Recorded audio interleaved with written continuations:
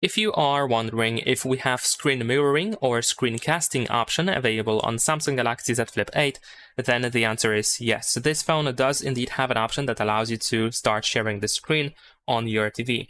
And in order to find that option, you can, for example, open the settings and go to connected devices. And then here you will find Smart View. So you should be able to find your TV or display or anything else over here on this list.